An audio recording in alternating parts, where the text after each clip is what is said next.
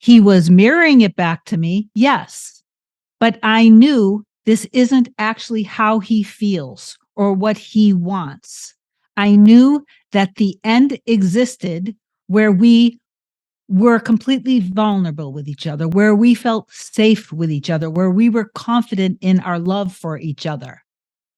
And I didn't continue to fight against myself or God with it. Okay. So this is not for the faint of heart.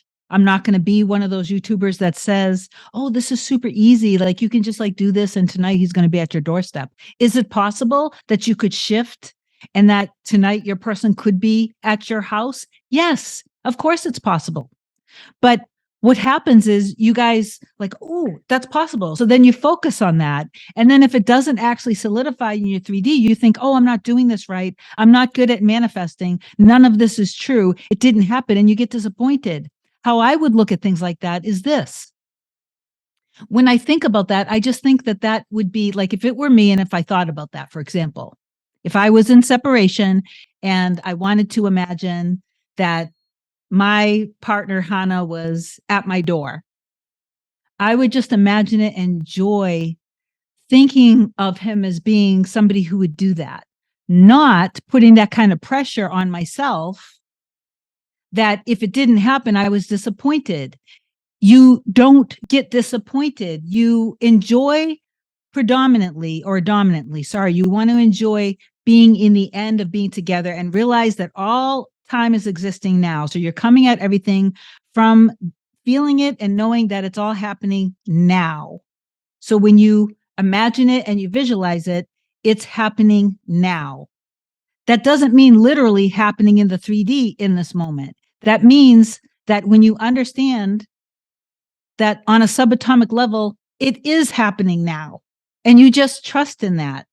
And as you're creating and you're seeing the two of you guys being really romantic and passionate and happy together with this super deep love, that, for example, I had somebody who was disappointed because they were imagining that their person was at the airport waiting for them. They were taking a flight to basically where their person lived.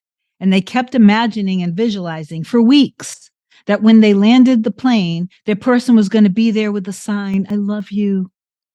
I love you so much. Marry me. So that felt really good when they were imagining it.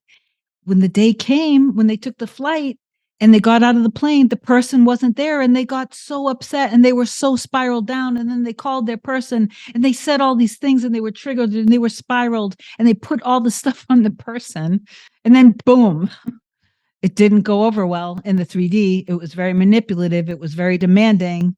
It was coming from a place of a lot of anger.